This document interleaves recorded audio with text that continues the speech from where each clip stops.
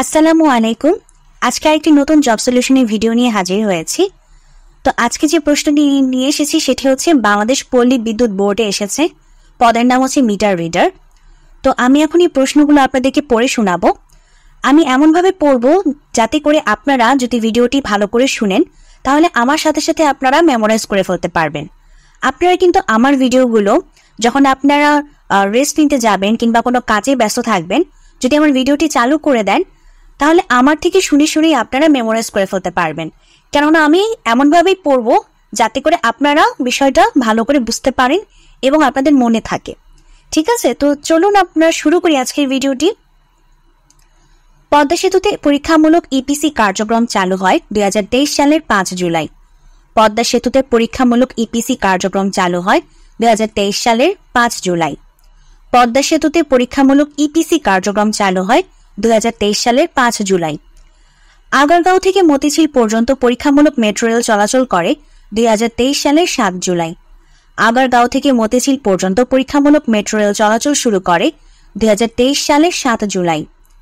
আগারগাঁও থেকে মতিঝিল পর্যন্ত পরীক্ষামূলক মেট্রো রেল চলাচল করে 2023 সালের 7 জুলাই। বৈশ্বিক সুদহার নির্ধারণের নতুন মানদণ্ড আনুষ্ঠানিকভাবে চালু হয় 1 জুলাই থেকে। বৈশ্বিক সুদহার নির্ধারণের নতুন মানদণ্ড আনুষ্ঠানিকভাবে চালু হয় 1 জুলাই থেকে। বৈশ্বিক সুদহার নির্ধারণের নতুন মানদণ্ড আনুষ্ঠানিকভাবে চালু হয় 1 জুলাই থেকে। দেশের 16তম জিআই পণ্য হিসেবে স্বীকৃতি পায় বাংলাদেশের শীতল পাটি। দেশের 16তম জিআই পণ্য হিসেবে স্বীকৃতি পায় বাংলাদেশের শীতল পাটি। দেশের 16তম জিআই পণ্য হিসেবে স্বীকৃতি পায় বাংলাদেশের শীতল পাটি। নারী ওয়ানডে ক্রিকেটে বাংলাদেশের পক্ষে প্রথম সেঞ্চুরি করেছেন কে? ফারজানা হক। নারী ওয়ানডে ক্রিকেটে বাংলাদেশের পক্ষে প্রথম সেঞ্চুরি করেছেন কে? ফারজানা হক। নারী ওয়ানডে ক্রিকেটে বাংলাদেশের পক্ষে প্রথম সেঞ্চুরি করেছেন কে? ফারজানা হক। সম্প্রতি জাতিসংঘের কোন সংস্থা সদর দপ্তরে বাংলাদেশ বঙ্গবন্ধু শেখ মুজিব কক্ষ উদ্বোধন করেছেন? FAO। সম্প্রতি জাতিসংঘের কোন সংস্থা সদর দপ্তরে বাংলাদেশ বঙ্গবন্ধু শেখ মুজিবুর রহমানের কক্ষ উদ্বোধন করা হয়েছে? FAO। সম্প্রতি জাতিসংঘের কোন সংস্থা সদর দপ্তরে বাংলাদেশ বঙ্গবন্ধু শেখ মুজিব কক্ষ উদ্বোধন করা হয়েছে? FAO। চীনকে বিশ্বের বাণিজ্যিক ছোট চুল্লি SMR স্থাপনের অনুমতি প্রদান করে IAEA। চীনকে বিশ্বের বাণিজ্যিক ছোট চুল্লি SMR স্থাপনের অনুমতি প্রদান করে IAEA। চীনকে বিশ্বের বাণিজ্যিক ছোট চুল্লি SMR স্থাপনের অনুমতি প্রদান করে IAEA। 2022 সালে খানা আয় ও ব্যয় জরিপ অনুযায়ী উচ্চ দারিদ্র্যের হারের শীর্ষ কোন বিভাগ? বরিশাল। 2022 সালের খানা আয় ও ব্যয় জরিপ অনুযায়ী উচ্চ দারিদ্র্যের হারের শীর্ষ কোন বিভাগ? বরিশাল। 2022 সালের খানা আয় ও ব্যয় জরিপ অনুযায়ী উচ্চ দারিদ্র্যের হারের শীর্ষ কোন বিভাগ? বরিশাল। 2023 সালের জরিপ অনুযায়ী দেশের প্রারম্ভিক সাক্ষরতার হার কত? 62.92। 2023 সালের জরিপ অনুযায়ী দেশের প্রারম্ভিক সাক্ষরতার হার কত? 62.92। 2023 সালের জরিপ অনুযায়ী দেশের প্রারম্ভিক সাক্ষরতার হার কত? 62.92। বাংলাদেশ ও ভারতের মধ্যে রুপিতে লেনদেন শুরু হয় কবে? 2023 সালের 11 জুলাই। বাংলাদেশ ও ভারতের মধ্যে রুপিতে লেনদেন শুরু হয় 2023 সালের 11 জুলাই। বাংলাদেশ ও ভারতের মধ্যে রুপিতে লেনদেন শুরু হয় 2023 সালের 11 জুলাই। চ্যানেল 24 এর দেশে প্রথমবারের মতো কৃত্রিম বুদ্ধিমত্তার সংবাদ পাঠিকার নাম কি? অপরাজিতা। চ্যানেল 24 এর দেশে প্রথমবারের মতো কৃত্রিম বুদ্ধিমত্তার সংবাদ পাঠিকার নাম কি? অপরাজিতা। চ্যানেল 24 এর দেশে প্রথমবারের মতো কৃত্রিম বুদ্ধিমত্তার সংবাদ পাঠিকার নাম কি? অপরাজিতা। বিলিয়ন ডলার হেস্ট তথ্যচিত্রে এর নির্মাতা কে? Daniel Gordon. Billion dollar heist তথ্যচিত্র এর নির্মাতা কে? Daniel Gordon. Billion dollar heist তথ্যচিত্রের নির্মাতা কে? Daniel Gordon. বাংলাদেশের সবচেয়ে বড় রাবার ড্যাম নির্মাণ করা হয়েছে কোন জেলায়? চাঁপাইনবাবগঞ্জ। বাংলাদেশের সবচেয়ে বড় রাবার ড্যাম নির্মাণ করা হয়েছে কোন জেলায়? চাঁপাইনবাবগঞ্জ। বাংলাদেশের সবচেয়ে বড় রাবার ড্যাম নির্মাণ করা হয়েছে কোন জেলায়? চাঁপাইনবাবগঞ্জ। মার্কিন নৌবাহিনীর প্রথম নারী প্রধানের নাম কি? Admiral Lisa Franchetti. মার্কিন নৌবাহিনীর প্রথম নারী প্রধানের নাম কি? Admiral Lisa Franchetti. মার্কিন নৌবাহিনীর প্রথম নারী প্রধানের নাম কি? Admiral Lisa ফ্রাঞ্চেত্তি।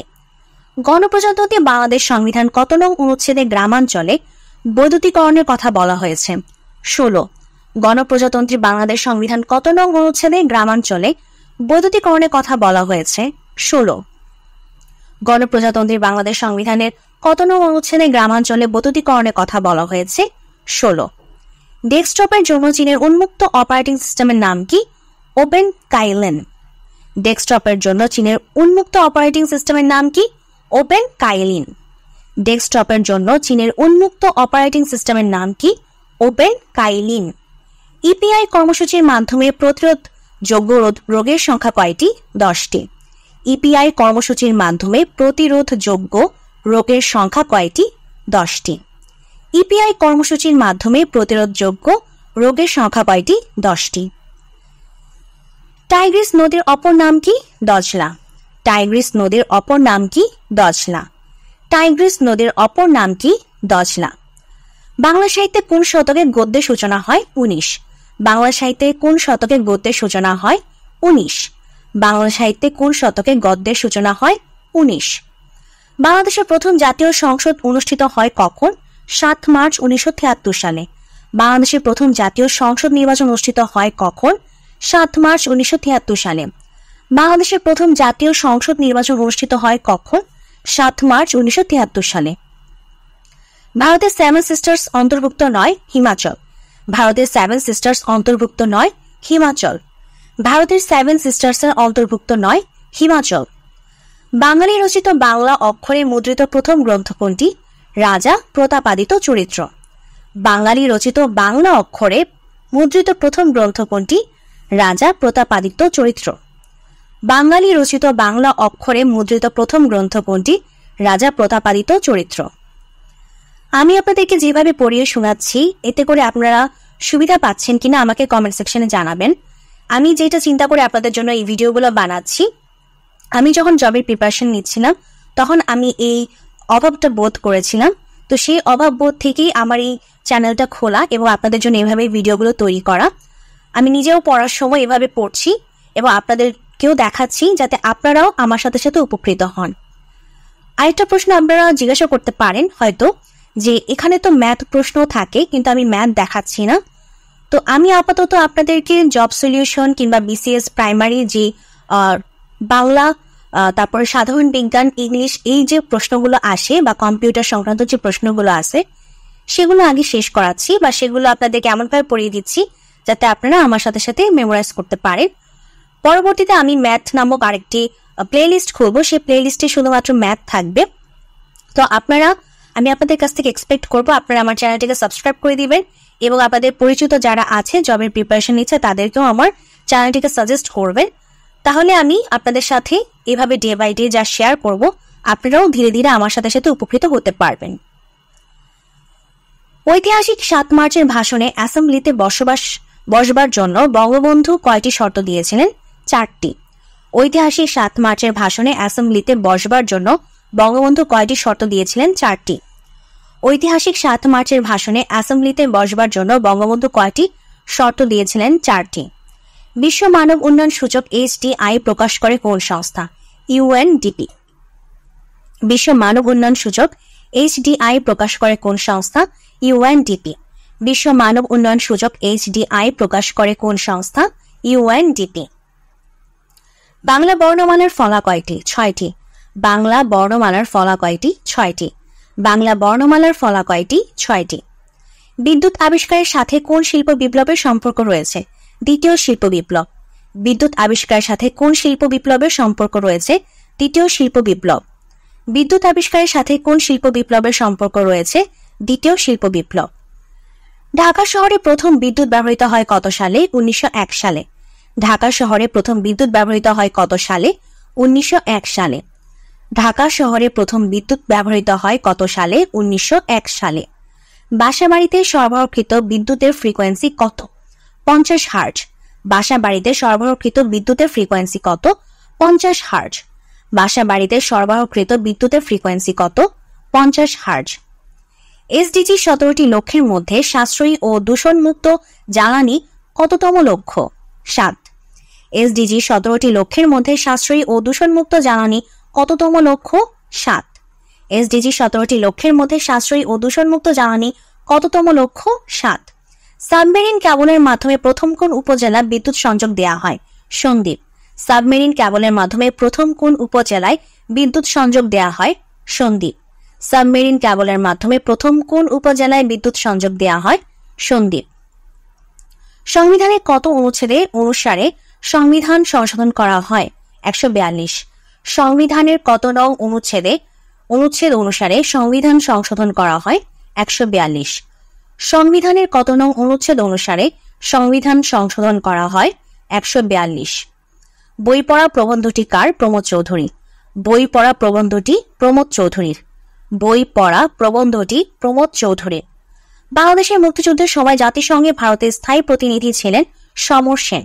বাংলাদেশের মুক্তিযুদ্ধের সময় জাতিসংঘের ভারতে স্থায়ী প্রতিনিধি ছিলেন সমর সেন। বাংলাদেশের মুক্তিযুদ্ধের সময় জাতিসংঘে ভারতের স্থায়ী প্রতিনিধি ছিলেন সমর সেন।